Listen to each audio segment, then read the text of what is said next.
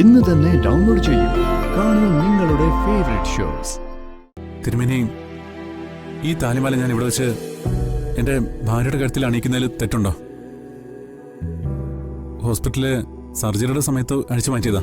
എന്താ ഈ പറയുന്നേ? ഇതിനൊക്കെ ഒരു മുഹൂർത്തവും സമയമൊക്കെ ഇല്ലേ? ഇപ്പോ യമകണ്ഠകാലം തുടങ്ങിയല്ലോ. ഒരു 10 മിനിറ്റ് മുമ്പായിരുന്നെങ്കിൽ ഇത് ചെയ്യാൻ പറ്റുമായിരുന്നു. ഇതിനൊക്കെ ഇറങ്ങുമ്പോ സമയം നോക്കിയിട്ട് ഇറങ്ങണ്ടേ?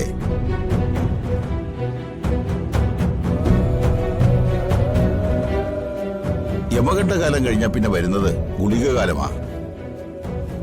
ഈ സമയത്തൊന്നും ഇതൊന്നും ചെയ്യാൻ പാടില്ല. വെറുതെ അണിയിക്കുന്നതാണെങ്കിലും ഒരു താലിയല്ലേ. എന്തായാലും ഇന്നിനി വേണ്ട. പോയിട്ട് ഒരു നല്ല ദിവസം നോക്കി വരൂ.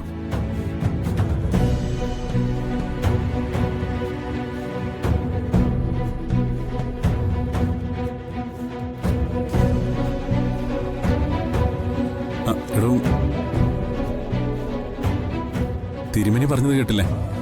ഇനിയിപ്പോ എന്താ ചെയ്യാ? നമുക്ക് വേറൊരു ദിവസം വരാം.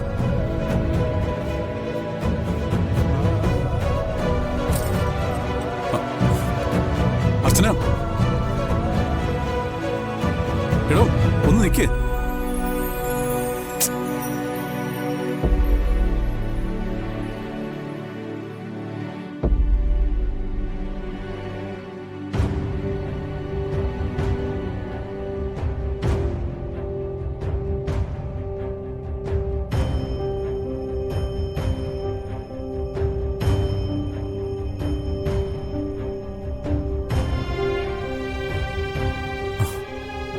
എടോ അർച്ചന, എടോ ക്ഷേത്രം അടച്ചു പോയോണ്ടല്ലേ, മനഃപൂർവ്വം അല്ലല്ലോ. നമുക്ക് നാളെ തന്നെ വന്നത് കേട്ടാം. അർച്ചന, താൻ വിഷമിക്കാതെ. എന്റെ വിഷമം പറഞ്ഞ സച്ചേട്ടന് മനസ്സിലാവില്ല. ആ തിരുമേനി പറഞ്ഞത് കേട്ടില്ലേ? 10 മിനിറ്റ് മുമ്പേ വന്നിരുന്നെങ്കിൽ ഇത് കെട്ടാൻ പറ്റുമായിരുന്നു എന്ന്. എല്ലാം നശിപ്പിച്ച സച്ചേട്ടൻ തന്നെയല്ലേ? അർച്ചന, ഞാൻ മനഃപൂർവ്വം ചെയ്തെന്നാണ് താൻ പറയുന്നത്. അല്ലെന്ന് എനിക്ക് എങ്ങനെയാ പറയാൻ പറ്റുക? ആ ഡോക്ടറോട് അത്രയും സമയം ഫോണിൽ സംസാരിച്ച് കളയാതിരുന്നെങ്കിൽ ഈ താലി എന്റെ കഴുത്തിൽ കിടന്നേനെ. ഒരു എമർജൻസി ആയതുകൊണ്ടല്ലേ അത്ര നേരം സംസാരിച്ചത്. അപ്പോ ഇത് എമർജൻസി അല്ലായിരുന്നോ? ഇപ്പൊ എനിക്ക് മനസ്സിലായി, സച്ചേട്ടൻ ഇതിനേക്കാൾ പ്രധാനം ആ ഡോക്ടറോട് സംസാരിക്കുന്നത്. എടോ, ഞാൻ അതല്ല ഉദ്ദേശിച്ചത്. ഡോക്ടർ നിർത്താതെ സംസാരിച്ചാ ഞാൻ എന്ത് ചെയ്യും?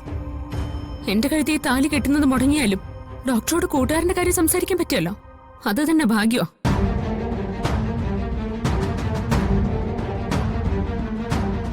ഇതിനി എന്റെ കഴുത്തിൽ കെട്ടണ്ട. ഞാൻ ഇതില്ലാതെ നടന്നോളാം. അർച്ചന, അർച്ചന പ്ലീസ്.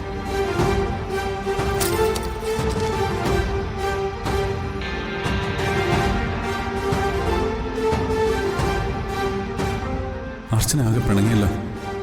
ഇനിയിപ്പോ എന്താ ചെയ്യാ? എന്തെങ്കിലും പറഞ്ഞ് അവളെ സമാധാനിപ്പിക്കാൻ നീ ഒന്ന് കൂടെ നിൽക്കണേ. അകത്തിരിക്കുന്ന നിന്നേക്കാൾ വലിയ ഉഗ്രമൂർത്തിയാണ് ഈ കാരണത്തിരിക്കുന്നത്. എങ്ങനെങ്കിലും തൽക്കാലം ഒന്ന് മയപ്പെടുത്തി തരണം.